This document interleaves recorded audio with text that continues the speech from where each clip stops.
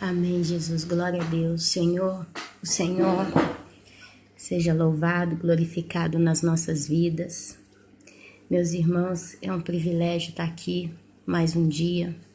Hoje eu acho que é dia 26 de... Deixa eu conferir a data aqui. Deixa eu ver se eu consigo conferir. Não, hoje é dia 28 de setembro. Hoje é dia 28 de setembro de 2015. Eu me chamo Ana Paula, para quem não me conhece, e estou refletindo, né? São dias de reflexão na vida do povo de Deus. Dias de reflexão porque são dias de chamado ao arrependimento. São dias em que o Senhor tem nos dito que não tem mais tempo para pecar. E são dias em que a gente tem caminhado minuciosamente, aqueles, né, que realmente estão buscando o céu, que realmente estão buscando a glória de Deus, estar na presença do Senhor. Então eu falo para esses, eles estão procurando realmente a vigiar, né? Nós somos falhos, meus irmãos, nós somos muito falhos. A gente, às vezes, eu já falei isso em vídeos passados, mas eu repito, às vezes as pessoas, e eu falo isso para mim, eu falo isso para você, eu falo isso de modo genérico, como caráter humano. Às vezes as pessoas, elas estão numa posição de segurança, e não é falsa segurança, é segurança.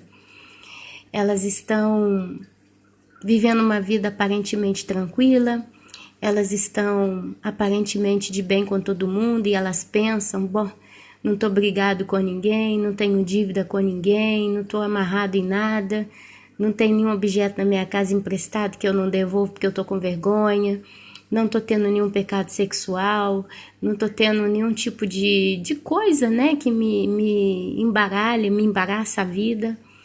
Então essa pessoa, bom, tô lendo a minha Bíblia, tô fazendo as minhas orações, tô fazendo o meu jejum, tô acompanhando as notícias para estar sempre atualizado de tudo. E essa pessoa pensando daqui, pensando dali, ela vira e fala, eu tô bem, eu tô seguro, né? Eu tô seguro, Deus já me deu tanto, Deus já me corrigiu tanto, Deus já me levou a caminhar em tantas situações diversas. E sabe, meus irmãos, às vezes a vida nos prega brutos jogos, né? Ela não, eu creio que Deus, ele permite todos os dias que nós estejamos à prova. Ele permite, Deus ele permite certas situações, né? E a gente reage diante de cada uma das situações que acontecem na nossa vida. Eu hoje de manhã estou feliz porque eu reagi com uma situação particular minha, que eu saí de cabeça erguida porque meu coração está muito em paz com relação a tudo. E o termômetro, meu irmão, minha irmã, o sinalizador que nós temos é o nosso coração. Se a gente pega uma pessoa ímpia, uma pessoa do mundo, uma pessoa que faz maldade, crueldade, apronta tudo, essa pessoa tem literalmente a consciência cauterizada. Irmã, o que é cauterizada? Como que queimada, bloqueada, soldada, né? É uma consciência inerte, sem vida. É uma consciência que está dormindo, morta do tudo, tá? Congelada, quer dizer, estagnada. Então essas pessoas, a gente até vê o dito popular aí, esse aqui é sem consciência.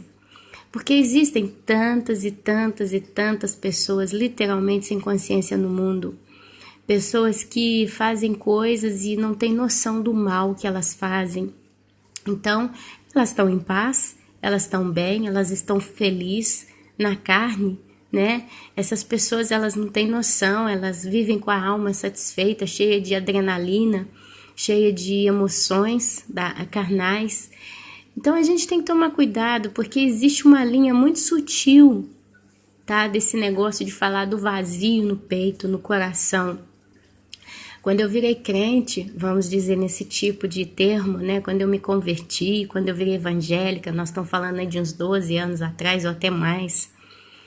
É muito mais. Eu sei que eu me sentia o vazio no meu peito, mas foi no final, sabe?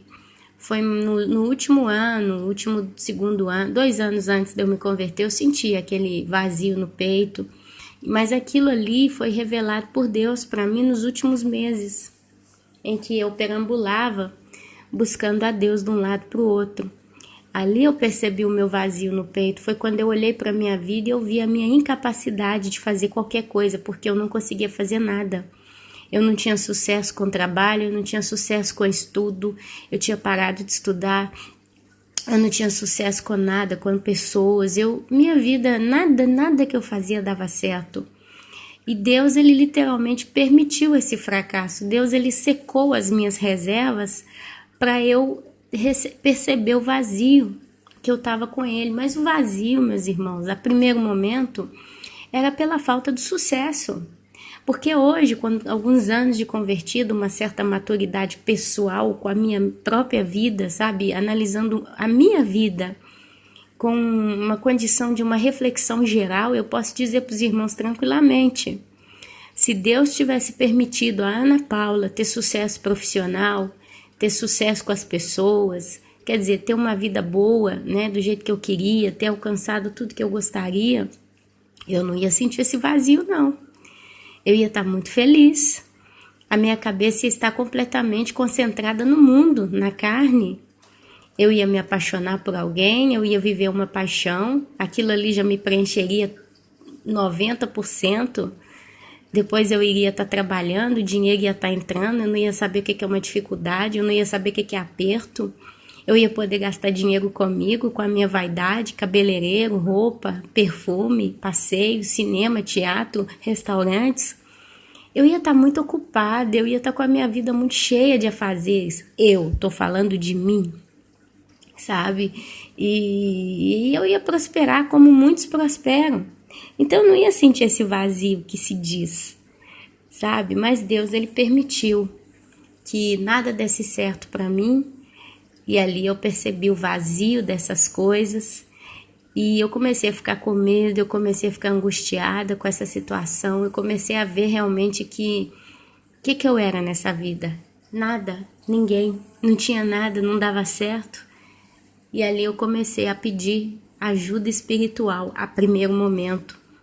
Eu comecei a clamar ajuda espiritual, sabe, meus irmãos? Várias vezes eu pensei em retirar a minha vida.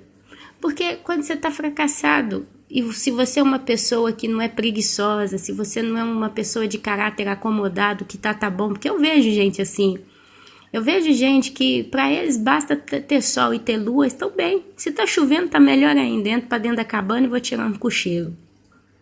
O importante é ter um arroz com feijão em casa, tá bom, né? Então, são sem perspectiva, são pessoas sem vontade de crescer, de ser alguém, de ter mais na vida, né? Elas estão satisfeitas com o que elas têm. Mas no meu caso não, sabe? Eu sempre quis ter tanto. Eu sempre fui muito ambiciosa, eu sempre quis criar, viver o máximo que eu poderia. Queria estudar, queria me formar, queria ter sucesso. E meus irmãos, Deus, ele não permitiu. Porque Deus sabia que se ele me perdesse ali, me saciando, né, permitindo que a minha vida desse certo, naquela época eu era jovem, os jovens muitas das vezes eles têm tanta energia, o jovem muitas das vezes ele ainda não sofreu certas experiências na vida, então ele tem aquela predisposição em achar que ele é invencível. Então eu tinha muita gana, eu tinha muita energia aprisionada, né, muita vontade e me achava tal, sem querer, quando eu olho para trás eu vejo que eu tinha muito orgulho. A inveja, graças a Deus, meus irmãos, nunca fez parte da minha vida, mas o orgulho sim. Eu sempre fui muito orgulhosa, muito dura, eu sempre fui muito segura de mim mesma. Então Deus precisava quebrar essa coisa toda, esse trem ruim na minha vida. E sabe, foi quando ele simplesmente me abençoou, não permitindo que eu prosperasse na minha vida. Né? Eu estava quase na casa dos 20 anos, poderia ter sucesso. Era o momento, né, para nós ter sucesso, 20 anos. Ainda faltava mínimo 10 anos para a gente ver esses últimos sinais que a gente está vendo aqui agora, dos últimos dias. esse de terremoto, esse de meteorito caindo, que já passou a virar uma coisa quase que normal. Meteorito caiu na última semana 3, 4 vezes já. Então assim, meus amados, Deus ele permitiu e ali ele quebrou a casca dura, que o invólucro que se formou em torno de mim. E ali comecei a arrastar na minha vida e comecei a clamar uma ajuda espiritual. A princípio não era só Deus, eu pedi ajuda para tudo que tinha de disponível no mercado espiritual. Mas Deus na sua bondade, Deus na sua humildade, meus irmãos, porque Deus ele é de uma humildade. Olha, vocês não têm noção do quanto Deus é humilde. A gente tem visto nos últimos dias o Deus poderoso, todo-poderoso, glorioso, né? Mas Deus tem uma humildade, porque só o fato de Deus ele esperar o tempo de cada um de nós, o fato de Deus permitir, né, que cada um de nós consigamos levantar e acordar para a realidade, o fato dele ver a gente muitas das vezes dando cabeçada, fazendo coisa errada demais, e ele numa paciência, ele vai, te deixa cair, te deixa sofrer, e de um modo geral ele vai vendo o seu coração que vai se formando, vai se abrindo, vai se desencrostando, né? E até que ele consegue te aproximar, ele se aproxima. E quando ele se aproxima, você ali, meus irmãos, começa a perceber o vazio, esse tão chamado vazio que todo mundo diz. Eu tinha um vazio dentro de mim e não sabia. É só ali, meus irmãos, porque até então a Ana Paula não sabia o quanto ela era pobre e miserável pelo fato dela não ter Deus na vida dela. E ela achava que tinha, como 90%, 99% da população mundial acha que tem o seu Deus, acham que estão bem, não é verdade? Então, meus amados, a Bíblia tem uma frase, tem uma passagem, não sei aonde, não me pergunte, mas se você digitar aí no Google, ele vai puxar para você essa referência. A Bíblia fala, vigiai, aquele que está em pé, toma cuidado para que não caia, né? E é isso mesmo, porque depois que Deus preencheu o vazio, Deus se revelou, eu então enxerguei essa pessoa linda, indescritivelmente maravilhosa que é Deus, esse mar de amor, esse oceano de bênção que é a pessoa do meu Deus, que eu amo tanto. Aí ele começou a arrastar, a trabalhar, a tratar. Só que aí o sofrimento do não ter nada já deixou de ser importante, porque eu foquei em Deus e eu entendi que o mais importante em tudo na minha vida era ter o ser mais precioso do universo. E eu não tinha. De repente eu o ganhei de presente. Eu recebi a bênção de ter esse Senhor lindo, lindo, lindo que é Deus, Deus Pai. E Ele veio e me deu o Deus Filho. E depois o Deus Filho me deu o Espírito Santo. Porque eu não sei, eu estou falando da minha experiência pessoal. Não sei se é assim com todo mundo, mas comigo foi assim. Comigo veio Deus Pai primeiro. Não sei, por isso que eu sou muito ligada a Deus, ao Deus Pai. Eu sou muito apegada a Ele. Jesus que me perdoe, o Espírito Santo também. Mas às vezes eu tenho a sensação que eu sou mais apaixonada com Deus Pai. Por quê? Porque Ele é o Pai. E eu sempre consegui visualizar a presença dele na minha vida, sabe? Eu falo com emoção porque Deus Pai é Pai. Ele é lindo, Ele é carinhoso, Ele é cuidadoso, Ele é zeloso, meus irmãos. Ele é Pai. Ele sabe nos ensinar, Ele sabe se revelar para nós, na sua glória, no seu amor, na sua grandeza, no seu carinho. Eu tenho um amor tão grande por Deus. Eu não consigo visualizar a pessoa física dele no trono, a imagem, né? Ninguém viu a Deus. Eu não consigo visualizar, mas eu ainda, quando penso nele, eu penso mais ou menos como uma imagem física de um homem barbudo, cabelo grande, já não tão jovem, né, como Jesus, que foi com 33 anos. Eu acho que pelas experiências que as pessoas têm, até que eu tive mesmo, Jesus se conservou como um homem na faixa etária de seus 33 anos. Então é um homem. Mas o Deus Pai, eu o visualizo sempre um pouco maior de idade, né? Não um velhinho de cabelo branco. É aí que eu fico, né? Como se diz, chega aquela incógnita, né? Eu não consigo ver quem é o meu Deus fisicamente, mas eu sinto uma presença de um ser paterno, um ser que é tão glorioso, que é tão maravilhoso, que é tão cheio de glória. Eu não tenho palavra, meu amado, minha amada, para descrever, mas ele nessa glória, nesse poder, nessa imensidão do seu ser, ele veio e me ouviu, ele veio, me abençoou, me amou, teve paciência comigo, sabe? Teve literalmente paciência comigo e cuidou de mim. E cuidou de mim, meus irmãos. Cuidou de mim. Se você lê a Bíblia, você vê algumas passagens que citam, né? Que relata como que Deus fez todas as coisas. Uma delas é que ele criou depósitos para o ar, né? No caso para o vento, ele diz depósitos para o vento. A Bíblia diz que ele mediu na palma da mão a água dos oceanos. A Bíblia diz que ele criou um depósito para o granizo.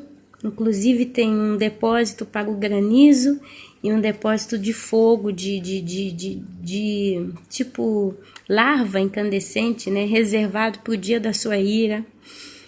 A Bíblia diz que ele colocou os fundamentos da terra. A Bíblia diz que ele colocou cada estrela no seu local e sabe o nome de todas elas. Eu vou levando para esse lado, sabe? Eu gosto muito de ver programas científicos e tal, e a gente vê como é linda a natureza, linda, linda, linda. E quando eu digo natureza, eu incluo inclusive as estrelas, os planetas, né, a parte do universo, a de lá fora. E ali você vê como é que Deus, ele pensou em tudo. Eu ontem estava vendo, eu vi muito rápido um programa, esse programa chama A Glória da Alba, um negócio assim, da manhã, quando amanhece o dia, né? Esse programa, ele procura retratar como é que é, o que acontece no amanhecer na natureza. Aí eles pegaram um pedaço que eu assisti porque eu estava fazendo outras coisas, e eles pegaram um deserto nos Estados Unidos, diz que lá fica mais de 9 meses sem chover, e tem uns cactos muito grandes. Aí mostrou um morcego. Ele mora dentro do cactus, tem a casinha dele, né? Entre outros animais, mas ali o morcego.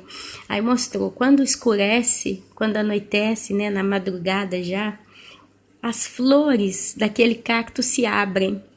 E ali eles põem, né, a câmera bem pertinho, ela capta até o som, né? Do desabrochar da flor. Aí eu ouvi o barulho dos estralos, daquela flor que se abria. A flor do deserto é linda. Uma flor branca, linda, linda, linda, linda. Foi quase na hora do amanhecer, um pouco antes, e ali o cactus abriu, né? E era escuro, aí o morceguinho saiu de dentro da plantinha e ele come o néctar, né? O sêmen daquela flor. Aí o narrador, o locutor dizia, parece até que foi feito sob medida para esse morceguinho. Porque ele é pequenininho e ele pousava na flor e ele se colocava numa posição que ele conseguia sentar quase como se fosse numa mesa, comendo do néctar. E ali fechou o discurso falando. E ali é um trabalho de reciprocidade. O morcego come esse néctar, ele come esse pólen, né? Não, no caso eu acho que é o néctar. E ele não comer aquilo ali, ele tem que quase que entrar dentro da flor, então ele se suja de pólen. Ele fica todo cheio de pozinho branco e ali ele vai para outras flores, né? E ele faz o giro ali daquele jardim no deserto. E enquanto ele de uma flor vai para outra, ele germina, ele poliniza e o cactus, né, continua a nascer. porque é assim que funciona, né? Essas plantas que têm flor, pelo que eu entendi, elas são germinadas, elas são polinizadas e aquilo vai caindo e vai nascendo outras plantas. Aí eu fiquei pensando, gente, olha, Deus, olha só, até onde que Deus pensa, em cada detalhe da natureza, que a gente nunca vai saber. Se não fosse um cientista, um biólogo, alguém que trabalha nesse setor, ir lá e colocar a telecâmera e registrar esses momentos tão profundos, tão maravilhosos, como que a gente ia saber, não é verdade? No mar, no oceano, no mais profundo dos oceanos, a vida marinha, como que tudo funciona, a guerra dos corais. Eu vi outro dia também, na barreira coralina ali na Austrália, tinha 2 tipos de coral e eles eram da mesma raça, só que eles se dividem e se multiplicam. Então, quando eles se encontram e não são da mesma planta, eles fazem como que uma guerra de território. E tem aqueles que ficam na frente, né, que se espetam entre eles e vão morrendo. E aí alguém começa a recuar e o outro começa a avançar. E assim eles colonizam, né, a barreira coralina. Sabe? São coisas que eu gosto de ver, meus irmãos, para ver os detalhes de Deus, para ver a mão de Deus em todas as coisas. Eu vejo os homens dizendo, Deus não existe, tudo foi criado por acaso. O Papa disse essa semana, agora nos Estados Unidos, que Jesus fracassou na cruz. Fracassou porque ele morreu fisicamente. Então a morte foi um fracasso. Ele disse também que a teoria de Charles Darwin, ela pode ser aceitada pela religião, uma vez que o homem ele evoluiu e Deus ele pode sim ter criado o homem para se evoluir. Quer dizer, Adão e Eva, onde é que está na conversa? Simplesmente foram excluídos do Santo Papa, como diz. Ele disse também da teoria do Big Bang, que sim, que tem fundamento, mas de um modo todo herético, sabe? Contra a palavra de Deus, se levantando contra tudo que se chama Deus. Só o fato de ter falado que Jesus fracassou na cruz, porque Jesus veio na terra e foi crucificado como homem. Aí ele citou de modo muito sutil, né? Que a morte física de Jesus Cristo foi um fiasco, foi um fracasso. Talvez Jesus teria que ter vencido, não ter morrido. Talvez Jesus teria que ter conseguido mudar o império daquela época. Mas Jesus veio para morrer. Porque se ele não morresse, quem viveria no futuro? Hoje nós não estaríamos aqui. Então, vendo tudo isso, meus irmãos, vendo a beleza de Deus, o zelo de Deus, o modo de Deus pensar, como que ele vai fazer as coisas. Deus é um Deus de projeto. Deus ele projeta todas as coisas. Deus ele conhece, a Bíblia diz que Deus conhece o nosso coração em uma profundidade que a gente não tem noção. Mas Deus ele conhece, a Bíblia diz que ele sabe as nossas petições antes que a nossa palavra chegue até a boca. Então já no nosso coração, quando nasce, brota um desejo, um pedido, uma necessidade, Deus já sabe, sabe? Então assim, vendo a pessoa do Pai desse modo, e isso não é nada daquilo que ele é, porque a gente não tem noção do Deus que ele é, tão maravilhoso. Me levou, meus irmãos, a ver, né, a minha miséria. E esse Deus poderoso, esse Deus maravilhoso, teve tanta paciência comigo e tem até hoje, como tem. E na sua paciência ele me ensinou tanta coisa, na sua paciência ele me deu tanta coisa, na sua paciência ele permitiu que eu passasse por momentos terríveis, brutos, pesados na minha vida e deixa até hoje. Mas tudo isso está sendo descrito, se vocês quiserem ler comigo, aqui no livro de Lamentações, capítulo 3. Sabe, a gente vê aqui o falar de um homem de Deus descrevendo o quadro no qual se encontrou. Aquela época, o povo, né? O povo. O título no capítulo 3 da minha Bíblia é Convidado o povo a reconhecer o seu pecado. Deus me permitiu passar pela falta, pela falta das coisas, pelo fracasso pessoal. Era uma coisa que eu não admiti nunca na minha vida, o fracasso pessoal. Eu nunca consegui aceitar a ideia de que eu não conseguiria ganhar, vencer na minha vida, nas coisas que eu trabalho, que eu corro para ter. Mas Deus permitiu, através de um fracasso pessoal, tantos fracassos pessoais no mesmo tempo, Ele permitiu a Ana Paula orgulhosa olhar para cima. Porque eu olhava só para o meu umbigo até então. Eu olhava só para mim mesma.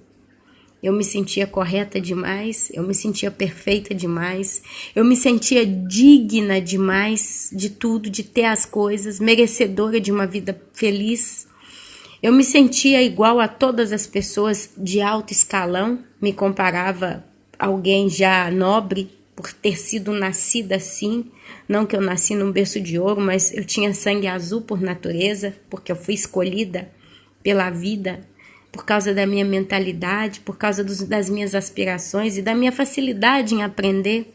Graças a Deus eu sempre tive essa facilidade em aprender e essa facilidade em estar no meio de situações mais elevadas. Eu nunca me senti inferior a ninguém, graças a Deus, mas naquela época era uma coisa horrorosa, naquela época era uma coisa, olha que exagerada, sabe? Eu me sentia no mesmo nível dos ricos, sem ser rica, sem ter nada, nem dinheiro para pegar o ônibus, quase eu tive tantas vezes. Mas essa era a Ana Paula casca dura. E Deus, sabendo que eu era dura, Ele sabia se eu permitir essa moça, a minha preciosa pecorinha, né? A minha preciosa ovelhinha, porque já era ovelhinha dele, Ele já sabia. A Bíblia diz que os nossos nomes foram escritos no livro da vida antes mesmo que nós nascêssemos. Então eu já pertencia a Deus, Deus me deu livramentos de morte na infância. Eu fui escolhida por Deus já no ventre da minha mãe, como você que está aqui comigo me escutando. Glória a Deus por essa escolha do Senhor nas nossas vidas, por esse privilégio.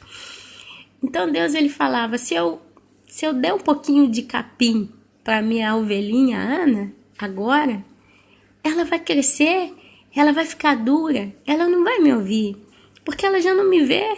Então eu vou ter que deixar ela passar fome, eu vou ter que deixar ela comer erva daninha, erva amarga que vai arranhar a garganta dela, que vai doer a barriga dela. Eu vou ter que deixar ela ser queimada pelo sol da vida, eu vou ter que deixar ela ser calejada pelo chão duro de terra batida da vida, até ela entender que ela não nasceu por conta própria e que ela não pode determinar a vida dela por conta própria, porque ela tem um pai no céu, um pai celestial. Ela tem um que a ama e que quer cuidar dela, quer dar a ela tudo que ela precisa. E ali, meus irmãos, eu aprendi a olhar para o céu, eu aprendi a levantar minha cabeça, de onde vem o meu socorro. E ali eu me reconheci pobre e miserável, aquele orgulho caiu por terra. Deus ainda trabalhou na minha vida por tantos anos esse orgulho, porque Deus sabe até onde a raiz está e Deus precisa matar pela raiz os nossos males. Mas Ele foi trabalhando, foi tratando comigo no passar dos anos, e olha que foram anos, tive espinho na carne, eu tive um espinho na minha carne por 9 anos. Por 9 anos eu tive um espinho na minha carne também, mas sempre, desde do início, eu entendi que Deus permitiu aquele espinho na minha carne porque Ele precisava tratar de uma determinada área da minha vida também muito pesada. E hoje, olhando para trás, eu reflito e eu vejo a mão de Deus cuidadosa, ainda que às vezes Ele largou, né? Me largou caminhando sozinha no deserto, mas os olhos dele nunca se afastaram de mim, e o anjo dele sempre esteve ao meu lado, e Deus cuidou de mim. E é por isso, meus irmãos, que eu acho que nós estamos num momento que a gente precisa continuar a refletir sobre a nossa vida, refletir, meus irmãos, e chegar diante desse Deus maravilhoso e rasgar o coração, pedir a Ele, Deus, sonda-me, como dizia Davi, sonda-me, ó Senhor, e vê se há em mim algum caminho mau, vê se há em mim algo que não presta, Vê se está escondido debaixo do meu coração, das pedras, dos meus sucessos, alguma coisa que não presta. Às vezes eu me acho tão boa, às vezes eu me acho tão bom, às vezes eu creio que eu estou tão superior à média dos outros santos do Senhor. Às vezes eu acho que está tudo indo de vento em polpa, mas sou pobre e miserável e não sei. Às vezes o laço do passarinheiro está prestes a me pegar o pé e me puxar na sua armadilha, na sua arapuca, e eu ainda não consegui entender que o meu pé está prestes a ir ali. Mostra para mim, Senhor, mostra para mim. Olha, meus irmãos, como eu disse, no meu caso, eu vim pela dor para o Senhor. No meu caso, eu reconheci a Deus na minha vida no meio de muita tristeza, muita dor, muita perda. E eu lendo com vocês aqui agora esse capítulo 3, que não é grande, vocês vão ver aqui o escritor do livro de Lamentações falando a situação na qual aquele povo, ele se encontrou naqueles dias em que Deus os castigou. Porque a Bíblia conta que o exílio para a Babilônia, né, quando o povo foi para a Babilônia, a Bíblia descreve isso como um castigo de Deus. Foi Deus abandonando o povo, porque Deus cumpriu a promessa que ele deu já a Moisés, quando Moisés escreveu os 10 mandamentos, quando Moisés deu todas as instruções, tem um momento que ele diz: se vocês ouvirem todos os mandamentos, obedecerem todos esses mandamentos, honrarem tudo que o Senhor vos está dizendo, vocês vão ser um reino de glória, vocês vão viver em terra que mana leite e mel, vocês vão ser um povo poderoso, vocês vão ser cabeça e não cauda. Nenhuma maldição recairá sobre vocês, ninguém vai poder vos atacar. E Deus deu tanta bênção, mas Deus disse, porém, se vocês se desviarem dos meus caminhos, vai vir a peste, vai vir a guerra, vai vir a fome, vocês vão sair da sua terra, vão perder. Eu me afastarei de vocês, virarei a cara, o rosto contra vocês e vocês vão ser lançados na mão, né, do castigo de Deus, da ira de Deus. E lembro que Moisés ainda disse, Deus falou para Moisés, eu sei que isso vai acontecer em dias futuros, esse povo vai me abandonar. E aí tem um momento que Deus até manda, se eu não me engano, Moisés fazer um cântico. Se vocês vão lá no livro de, acho que é Êxodo, me perdoem se eu estiver errada, mas é quando Moisés, antes dele sair fora do povo, né? Deus chama Moisés e fala, eu vou te levar para ver a terra prometida, mas você não vai pisar nela. Aí Moisés foi, antes dele se despedir, porque Moisés foi para uma montanha, e a Bíblia diz que ali ele, eu acredito que morreu, porque diz que teve o anjo de Deus que veio buscar o corpo de Moisés. Mas vamos deixar esse mistério para o Senhor, que ele sabe o que aconteceu, nós não. Mas conta a história que Moisés, ele despediu do povo fazendo um cântico, porque Deus mandou ele fazer um cântico. E ele falou, Moisés, faça um cântico para esse povo, porque vai vir o dia em que eles vão se desviar. E esse cântico vai ser uma prova de que eu sou Deus e eu já sabia todas essas coisas e eles sabem o que é a consequência do pecado deles. E ali Moisés deixa um cântico, é linda. Esse último capítulo, eu acho, de Êxodo, ele resume Deus já retirando eles do Egito, tratando eles, citam vários momentos que o povo se rebelou contra Deus no deserto. E depois Deus lança, né, a bênção e a maldição. É Deus dando um relatório geral para o povo. Para ninguém dizer, ninguém nos avisou, né? E depois Moisés vai e some da palavra da Bíblia. O personagem se vai. Ele vai para o céu, isso é certo. Não sei como, mas ele vai. Então, meus amados, eu quero ler com vocês agora, para terminar esse trabalho de hoje, o capítulo 3 de Lamentações. Eu escrevi uma observação depois que eu terminei de ler esse capítulo, e a observação é o seguinte: penso que em meio a uma agonia dessas, aqueles que são do Senhor, ainda que fora de seus caminhos, acabam não tendo tempo ou espaço para se endurecer. A sua única alternativa é o genuíno arrependimento. Por quê?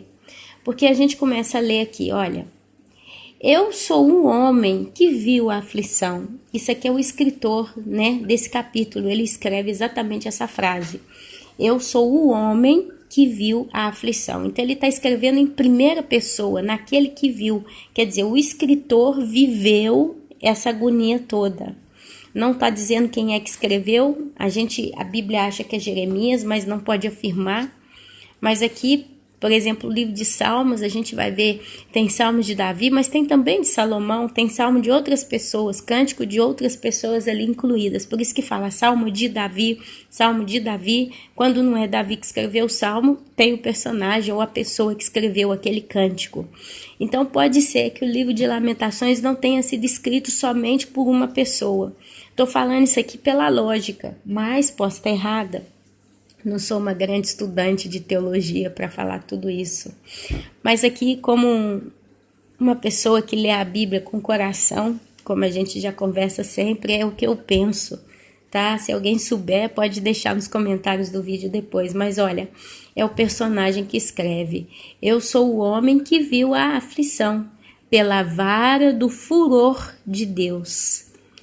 O Senhor sabe se mostrar, meus irmãos. O Senhor sabe se mostrar. E Ele está para se mostrar muito em breve.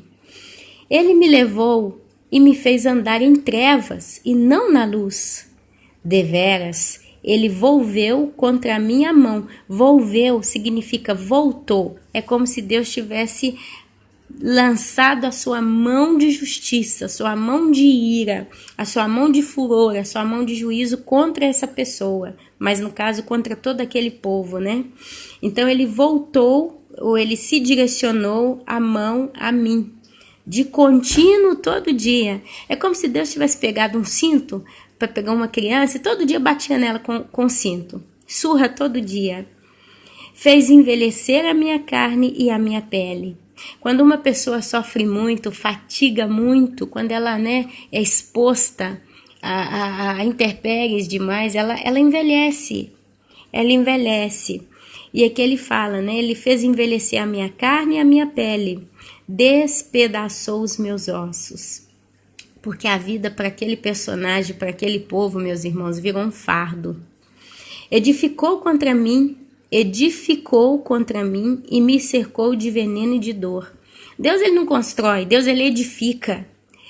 Eu sei a diferença entre edificar e construir. Os engenheiros de plantão aí que falem ainda mais. Mas construir é você simplesmente pegar um material e levantar alguma coisa e basta. Sem pensar muito, você arranja, né? Construir um barracão na favela, construir um barracão no morro, quer dizer, cavou 30 centímetros de buraco na terra, jogou um pouquinho de concreto, pedra, jogou uns ferrinhos e levantou o barracão. Construir. Agora, edificar é diferente. Edificar requer um estudo aprofundado, né? Profundo do terreno. Edificar é você calcular o tamanho da construção com relação a quanto que o terreno pode suportar. Edificar é você projetar uma estrutura antes de construir. Então edificar é algo muito profissional, é algo que é feito de modo maciço, é algo que é feito de modo concreto, é algo que é feito de modo sério. E aqui ele diz, o Senhor edificou contra mim e me cercou de veneno e de dor. Deus, quando ele lançou o juízo no meio desse povo, ele não lançou um castiguinho assim de qualquer jeito e basta. Já lá de Moisés, igual eu falei para vocês, Deus deixou o cântico, Deus deixou a palavra, já deixou o projeto. Olha, se esse povo se desviar, isso vai acontecer, isso e isso.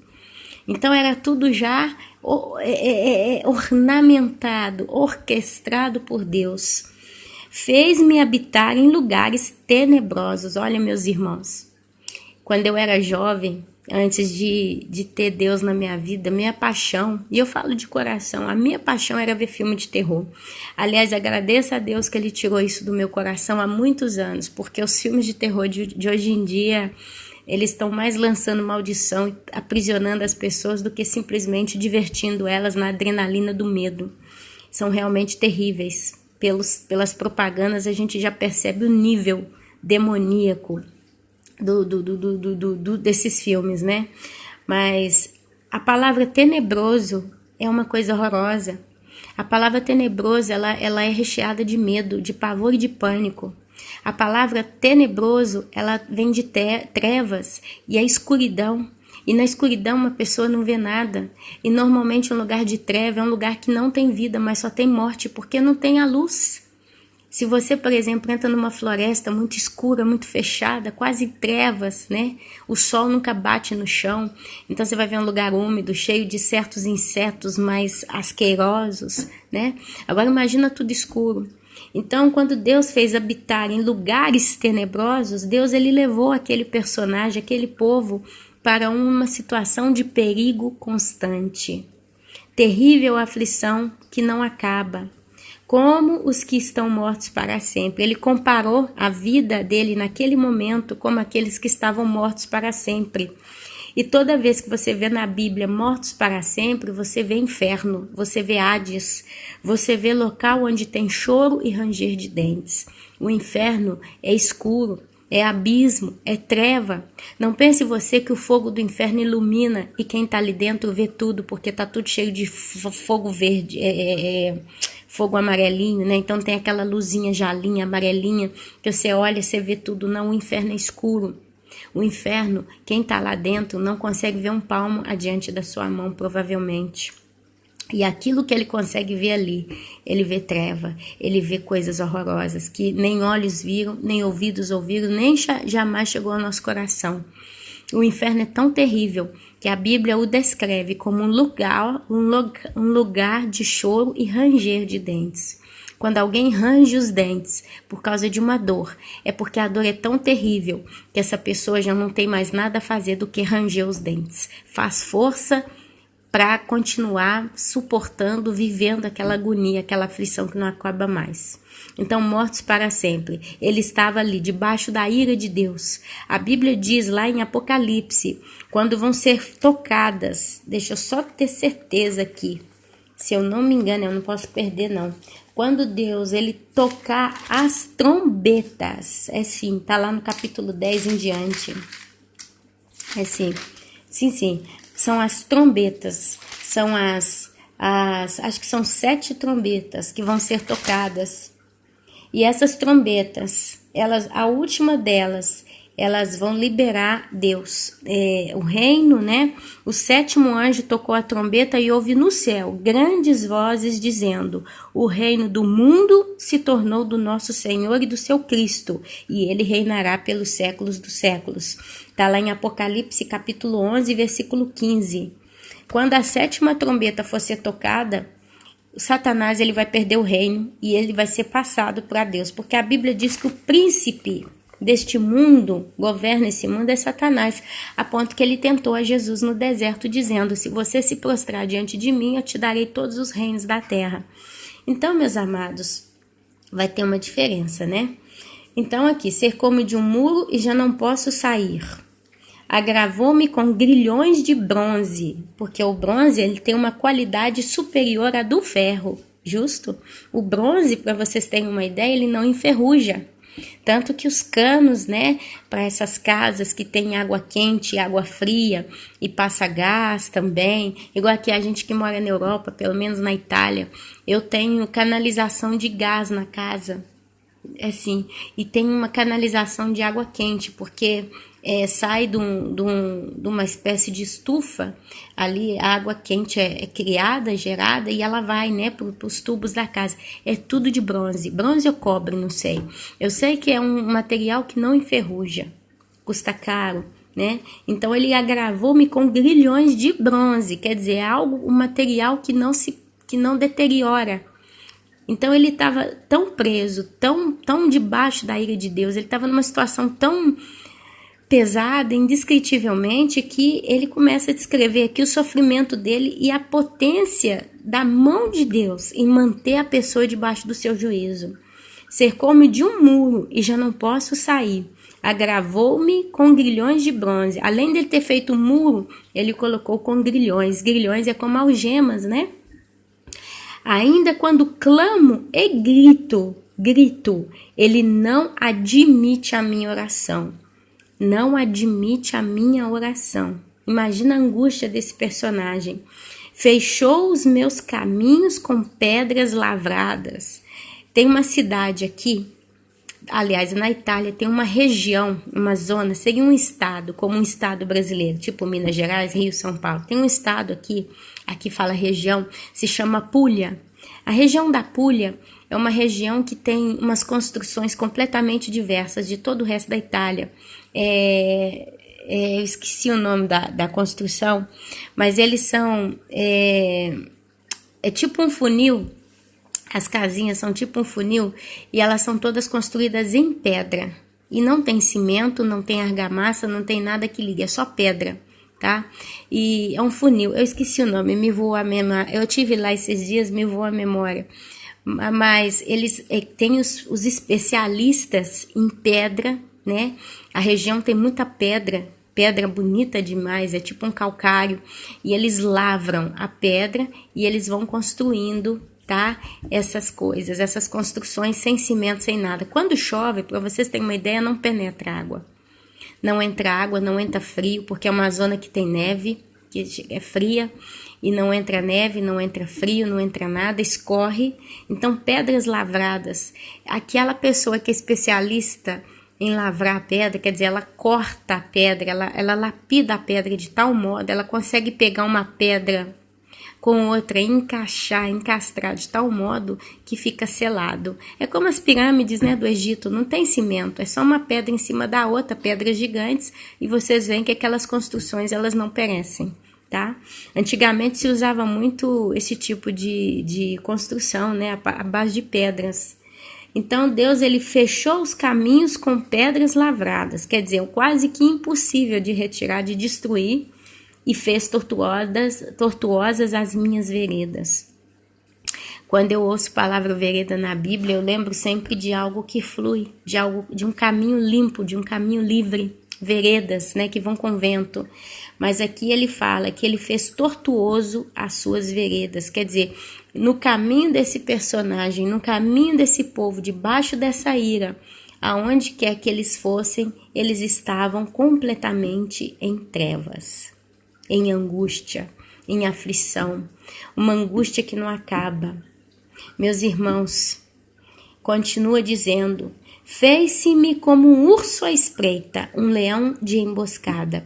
Então ele está descrevendo que Deus, ele se fez como um próprio urso de espreita, à espera, ou um próprio leão em emboscada, pronto para atacar, pronto para matar, pronto para dilacerar, no sentido, não tem como fugir. O próprio Deus se colocou nessa posição contra mim. Desviou os meus caminhos e me fez em pedaços. Deixou-me assolado, arrebentado. Entesou o seu arco e me pôs como alvo a flecha. Quem pode resistir à flecha do Senhor? Fez que me entrassem no coração, provavelmente na alma, porque a gente quando ouve coração, a gente pode levar a alma, né? Então fez que me entrassem no coração, na alma, as flechas da sua aljava. Fui feito objeto de escárnio ou escândalo para todo o meu povo. E a sua canção todo dia então o povo cantava a desgraça desse personagem. Fartou-me de amarguras. Você já ficou farto de alguma coisa, meus irmãos? Você já comeu uma determinada coisa até você querer vomitar? Ou até vomitar e ainda continuou passando mal? Então aquele fartou esse personagem de amarguras, saciou-me de absinto. Absinto é veneno. A Bíblia, quando fala absinto, ela representa veneno. Inclusive diz, né, que vai cair uma pedra, vai ser um asteroide que vai cair e o seu nome é absinto. E ele vai envenenar todas as águas, se eu não me engano, de todas as fontes, todas as águas doces. Está lá em Apocalipse. Fez-me quebrar com pedrinhas de areia os meus dentes. Ai, que coisa fastidiosa. Uma coisa é você mastigar um feijão com pedra e pá, espacou aquilo ali, machucou o dente, você cuspiu aquilo, chorou e acabou. Mas outra coisa é você mastigar areia, né? Você começa a mastigar areia e aquilo é uma tortura. E ele tá falando que Deus, ele fez quebrar com pedrinhas de areia os dentes dele. Então foi uma coisa lenta e dolorosa, torturenta, torturosa, como é a palavra? cobriu-me de cinza, afastou a paz da minha alma. Porque no meio de uma angústia dessa, quem é que tem paz, meu irmão? Quem é que tem paz? Esqueci-me do bem, porque ele perdeu a esperança. Então, olha só. Então eu disse, já pereceu a minha glória, como também a minha esperança no Senhor. Esse personagem, ele sofreu tanto, ele chegou num ponto tão pesado de angústia, que ele literalmente diz que a esperança no Senhor ele perdeu. Ele já não tem mais esperança. Porém, ainda assim, ele levanta esse último clamor. Ele diz, lembra-te da minha aflição e do meu pranto, do meu choro, do absinto e do veneno. Minha alma continuamente os recorda e se abate dentro de mim. Quero trazer à memória o que me dá esperança, o que pode me dar esperança. Então, meus amados, e aqui Deus responde já no versículo 22, que eu não vou ler hoje, porque senão a gente foge do assunto. Mas o capítulo 3, do versículo 1 até o versículo 21, você vê que o desabafo, o apelo, a angústia desse personagem, meus irmãos. Eu comecei esse áudio falando de como que Deus me trouxe para ele. Ele me trouxe pela dor.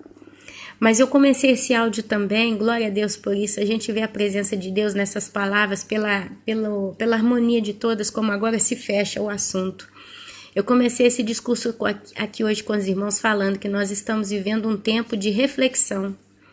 Nós não podemos mais pecar, mas hoje todos nós temos que viver constantemente refletindo o nosso comportamento, os nossos atos, os nossos pensamentos. Porque, meus irmãos, a ira de Deus, ela está vindo sobre a terra. A gente está no mês de setembro. Foi um mês muito pesado. Hoje é dia 28. Ontem foi o último eclipse da Lua. Super eclipse. A Lua ficou 14% maior.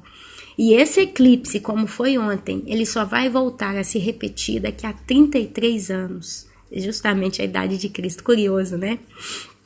Daqui a 33 anos. Então, a gente viu aí um mês até agora com terremoto 6,3 no Chile. Agora, semana passada, teve um outro terremoto no Chile, ameaça de tsunami, meteorito caindo em 2 lugares do mundo, um inclusive visto no Brasil. Coisas que até então não eram naturais, normais, né? Todo dia se via. Não é igual ver chuva que chove todo dia se deixar, mas caiu um meteorito, um meteoro, né, caindo. A gente vê terremoto com ameaça de tsunami numa zona, né, que é justo zona de profecia aí dos últimos dias, aí que muita gente está tendo profecia de ver tsunami no Porto Rico, Chile, essa zona, no Atlântico. Vulcão, a gente vê também o Papa nos Estados Unidos, ele foi ali e eu só recebi trechos dele blasfemando contra a cruz, contra Deus, tá? Isso é fato. Você vê lá naquela cidade lá de Meca, onde eles adoram o Alá, 700 pessoas mortas por causa de um tumulto, simplesmente aconteceu um tumulto, meus irmãos, sem explicação. De repente, aquela folia, né, aquela multidão de pessoas, todas vestidas de branco, estavam caminhando como todos os anos. Isso não é a primeira vez, todos os anos. Eles estavam caminhando, do nada, explodiu uma confusão, o povo começou a correr e naquela bagunça, naquela euforia, 700 pessoas morreram. E posso te dizer quase que com certeza, está tudo no inferno, porque eles não estavam ali adorando o Deus verdadeiro, eles não estavam ali glorificando ao Deus vivo, mas eles estavam ali glorificando a um ídolo. E no final ainda foi dito que foi a vontade de Alá que aquelas pessoas morressem, porque tem justificativa para tudo, né?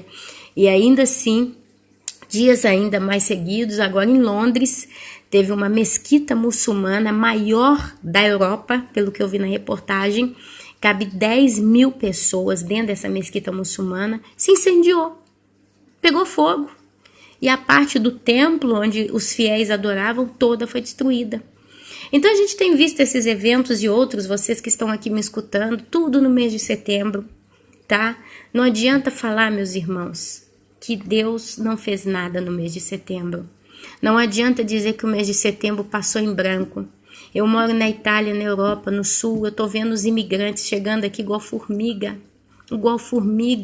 A Europa está sendo toda rodeada de muçulmanos. Operação Cavalo de Troia está aqui dentro. É só hora de levantar o grito. O anticristo está lançando as suas bases. Você vê aí os Estados Unidos. Chegou um vídeo para mim, não sei se esse vídeo é verdadeiro, mas eu acredito que sim. Teve evacuação numa parte dos Estados Unidos, ali acho que pro lado do Arizona, Texas, não sei. Eu sei que teve evacuação e o carro nas estradas, né? O cara filmando o povo evacuando a cidade, ali a zona. Talvez foi nesse período do alarme de tsunami no Chile, talvez o povo sentiu, né, na Califórnia, um tremor, então muita gente quis evacuar a zona. A gente não pode ver, sabe, os personagens famosos, os políticos, os artistas famosos, a gente nunca vê esse povo, mas eu acho que seria um indício, um sinal de quando algo está para acontecer, se esse povo sumisse. Imagina se a gente pudesse ver, por exemplo, os Estados Unidos, não tem nem Barack Obama, os políticos todos saíram dos Estados Unidos, você não está vendo ninguém em giro, né, pelo Palácio do Governo, Casa Branca. Imagina, você não vê artistas famosos, você não vê personagens famosos, todos os programas na televisão são gravados, né? Então, assim, a nata dos Estados Unidos evacuou. Se a gente pudesse ver isso, a gente teria uma certeza, agora vai acontecer alguma coisa esses dias. Mas não se sabe, meus irmãos. Uma coisa é certa. Tem uma amiga, é uma amiga muito querida. Ela morava nos Estados Unidos, é uma pessoa de Deus. Ela falou: Ana, eu tive que sair dos Estados Unidos. Eu tenho que antes de sair, ela ainda lá, ela dizia: Ana, eu tenho que sair daqui. Eu não consigo ficar aqui, eu não tenho mais paz aqui. Você não tem ideia do que eu tô vendo nessa terra. E eu vou embora pro Brasil semana que vem. E ela dizia que ela não tinha paz ali. E ali depois, quando ela chegou no Brasil, ela falou: Ana, que paz que eu tenho no meu coração. Eu estava angustiada nos Estados Unidos, porque do jeito que está lá, você andando nas ruas, você vê como é que os Estados Unidos está sendo preparado para alguma coisa que está para acontecer. Não sei quando, não sei como, não sei o que, mas tem alguma coisa errada naquela terra. E quem é inteligente está correndo, está indo embora dali. Então, meus amados, eu vejo claramente o cenário se formando. Tá vindo um cenário de amargura, tá vindo um cenário de ira, tá vindo um cenário de angústia. Estão vindo tempos de angústia nessa terra. Não sei até quando Deus vai nos manter aqui. Mas uma coisa hoje eu já posso dizer mais certo do que eu dizia mês passado. O arrebatamento pode ser a qualquer momento. A última lua foi ontem. Foi o último sinal antes do grande dia do Senhor, que está lá em Joel capítulo 2, ele se cumpriu. Então, depois desse eclipse, o que mais vai acontecer? Agora em diante, eu, Ana Paula, pessoalmente, só espero catástrofe e arrebatamento. Pode ser que a minha vida continue tranquila pelos próximos meses, pode ser que eu me mude de país, porque pode ser que eu vá mudar de país, vou para um país mais seguro, esteja ali 1, 2, 3 meses, porém pode ser que eu esteja só mais uma semana, pode ser que eu nem saia daqui do tudo, pode ser que eu ainda chegue no Natal nessa terra onde eu estou e ainda vou comemorar, né, uma bela janta com a minha família, aqui meu filho e meu marido, no Natal, no Ano Novo. Pode ser que eu ainda vou ver foguete de Ano Novo. Porém, meus irmãos, não sei. Eu não sei de nada. A Bíblia sabe que o Senhor sabe o dia e a hora de todas as coisas que estão para acontecer. Mas uma coisa, lendo Lamentações, que Deus está permitindo curiosamente para mim, nesses dias, eu cheguei exatamente em Lamentações. Eu acho que na minha vida nada é por acaso. E se eu me tornei um canal de comunicação com vocês, eu acho que Deus, ele deixou no momento certo que a gente chegasse nesse texto chamado Lamentações nesses dias. É porque Deus aqui, ele está mostrando como que é doloroso, como que é quase que inacabável quando ele estende o seu juízo.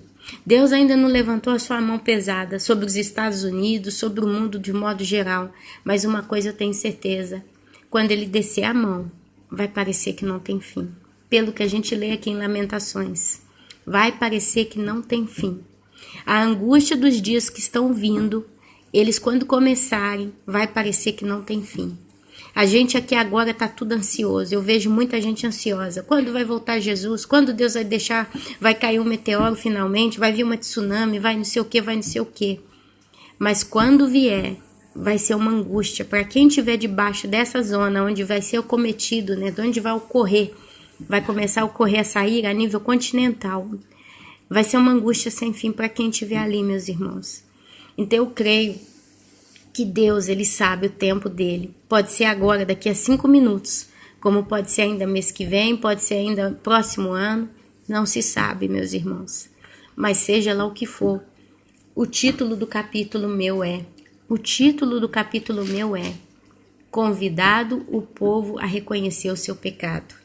É tempo de você reconhecer o seu pecado. Tem muita gente cheia do Espírito Santo, cheia de Deus, com a vida em pecados perigosos. Tem muita gente com a vida em pecado perigoso. Não tem tempo, meu irmão. Não tem tempo, minha irmã.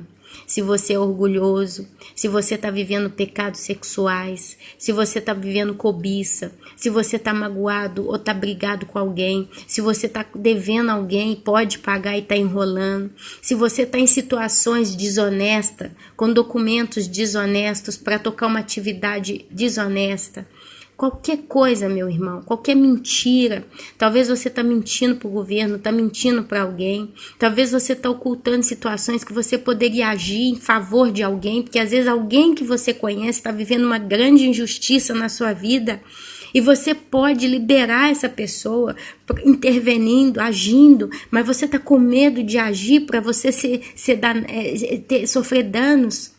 E aí você está mantendo aquela coisa e está vendo a situação errada. Isso é pecado, meu amado. Isso é pecado, minha amada. A gente precisa liberar tudo que a gente pode fazer para ser bênção. Para ser bênção, a gente tem que fazer, meu irmão, minha irmã. Então tomem cuidado. Tomem cuidado. Você que ainda está envolvido com pecados aí na área sentimental, pecados sexuais, toma cuidado. Você que está envolvido por macumba, talvez na sua casa tenha objetos de maldição, talvez você sofreu uma situação, um abuso quando você era criança e você vive debaixo de um fardo e você tem medo de enfrentar isso diante de Deus. Olha, o altar de Deus é o lugar de nossa briga, é o local de combatimento, é o local de guerra. Eu convido o irmão, eu convido a irmã em bater o joelho no chão, fechar a porta do quarto, bater o joelho no chão e clamar a Deus pela liberação da sua vida. Eu tenho medo de orar, eu tenho medo de falar. Meu irmão, minha irmã, não é tempo de ter medo. Porque você viu aqui comigo a leitura do capítulo 3 até o versículo 21. Você viu o que é realmente alguém que está nessa angústia. Isso está vindo de novo. Estão vindo tempos de angústia sobre a terra. Eu não sei até onde o Senhor vai permitir a sua igreja a passar por isso. Eu creio e continuo crendo que Deus não vai querer entregar para Jesus uma noiva toda arrebentada. Uma noiva toda esquiachada, como diz aqui em Itália. Uma noiva toda afolada. Uma noiva destruída, uma noiva em frangalhos. Eu não creio que Deus vai pegar uma noiva toda igual um pano de chão mesmo, toda ferida, toda sangrando, toda doída, e entregar para Jesus. Porque senão ele não estaria preparando a sua noiva já há tanto tempo. Só eu mesma posso dizer que eu estou sendo preparada com essa mensagem. Não tem mais tempo de pecar já há quase 6 anos. 5 anos é certo. 5 anos é certo que eu estou sendo preparada. E que todo dia essa mensagem tem sido cravada no meu coração. Não tem tempo de pecar. Eu não creio que Deus tem preparado um povo. E olha quanta gente está sendo preparada e despertada nesses dias, já nesses meses, para não pecar mais. E estão consertando a vida. Quanta gente, meus irmãos, que eu conheço, está batalhando, está pelejando, está correndo atrás de consertar a sua vida. Porque tem essa consciência, esse coração que bate no peito e fala, olha, a qualquer momento, então eu não posso ficar descuidando, eu não posso descuidar. E a própria Bíblia, Mateus capítulo 25, se eu não me engano, fala do ladrão. E fala, se o dono da casa soubesse a que hora vem o ladrão, ele estaria vigiando para não ser pego de surpresa. Então as pessoas que eu conheço, muitas, elas já estão nessa mentalidade. A qualquer momento, uma bomba vai explodir nessa terra. Não estou falando uma bomba propriamente dita, tipo uma bomba atômica, mas um problema, uma ira, um juízo. Mas a maior bomba que está para explodir é a do arrebatamento. porque vai ser uma assolação a nível mundial. Pessoas vão sumir em todos os lugares. E quanto desespero, quanta angústia vai ser gerada no meio do povo. Então, meu querido, minha querida, você, se tem medo, você precisa enfrentar. Se você não está conseguindo, você precisa enfrentar. Você fala: Deus, coloca o teu anjo para guerrear comigo. Está na hora de eu guerrear. E libera o seu coração. Cancela tudo que te leva a pecar. Joga fora, cancela, deleta, faz o que você puder, mas sai fora de tudo que te leva ao pecado. Meus irmãos, não é brincadeira isso que eu estou falando. Eu tenho feito isso na minha vida. Eu tenho combatido todos os dias na minha vida. E eu tenho uma paz indescritível no meu coração. E isso é sinal que está tudo bem. Mas se você não está com essa paz no seu coração, você está quase que em pânico, com medo de não subir no arrebatamento. Isso é uma sinalização do Espírito Santo te falando. Se você não resolver essa situação, você realmente vai ficar. E vai sofrer. E se esse medo que você tem agora está te mantendo, você não tem ideia do medo que está vindo sobre a terra. Ou dessa insegurança, desse medo, dessa falta de maturidade, dessa coisa que te impede, seja lá o que for. Meu irmão, está na hora de arregaçar as mangas e correr atrás do prejuízo. Essa é a palavra que Deus tem para mim e para você no dia de hoje. Eu encerro pedindo ao Senhor que possa te dar a força necessária, discernimento, maturidade, intrepidez, justos, para você combater o bom combate pela sua vida, porque você tem que combater pela sua vida, e depois você combate intercessão pela vida dos seus entes queridos, dos seus amigos. Leia a Bíblia. Eu, quando eu estou vivendo momentos realmente difíceis, e olha que são tantos às vezes, eu me recorro à palavra de Deus, e ela me enche, ela me preenche, ela me dá tanta graça, me dá tanta joia, me dá tanta força. Então, meu querido, minha querida, essa é a palavra para nós hoje, no dia de hoje, dia 28 de setembro. Deus, ele não está brincando com o sentimento da igreja. Não pense você que o fato de um meteoro ainda não ter caído, ou de uma tsunami de mais de 100 metros não ter invadido nenhuma cidade costeira aí do Atlântico, é porque Deus está brincando com o sentimento da noiva. Mas o tempo de Deus, ele está à cerca, ele está próximo, ele está perto, ele está iminente. A qualquer momento, coisas podem acontecer. Esse a qualquer momento, ele está sendo levado nos dias que se seguem. Mas não queira você estar debaixo de um acontecimento e não estar preparado para enfrentá-lo. Não queira você.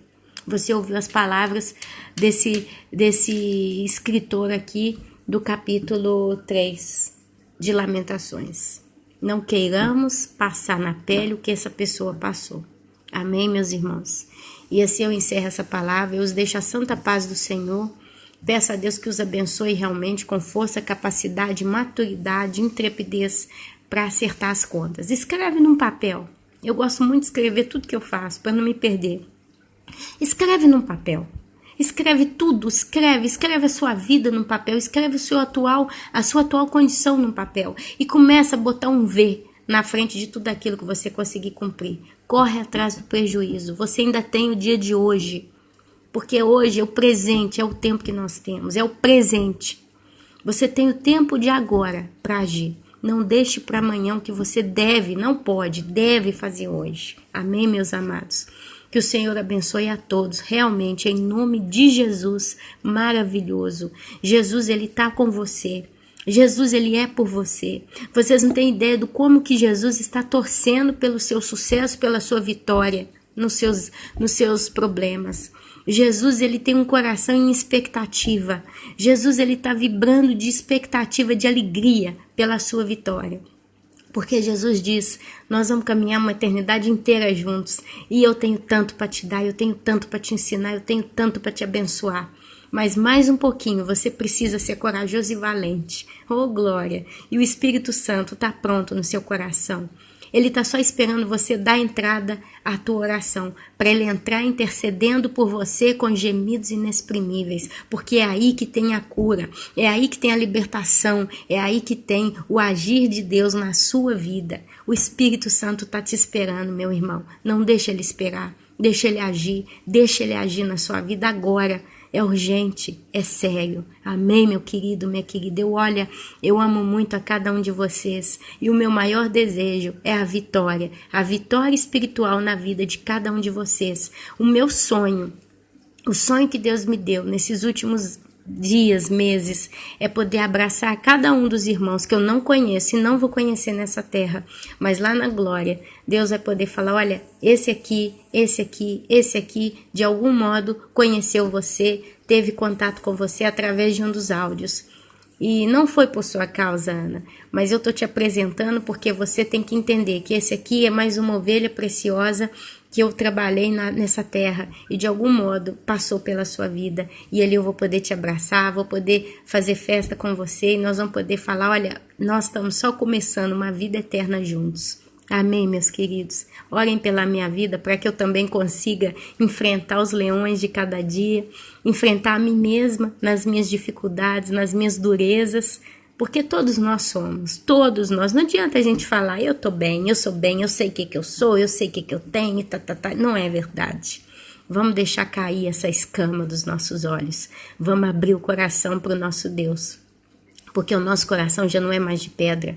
Então, qualquer problema que tem, é fácil entregar nas mãos de Deus, do que alguém que ainda está com a vida na morte, está debaixo do fardo do pecado. Nós não estamos mais. Então vamos ser livres, mas vamos ser livres direito. Amém? Então Jesus abençoe. Amém, amém e amém. Glória a Deus.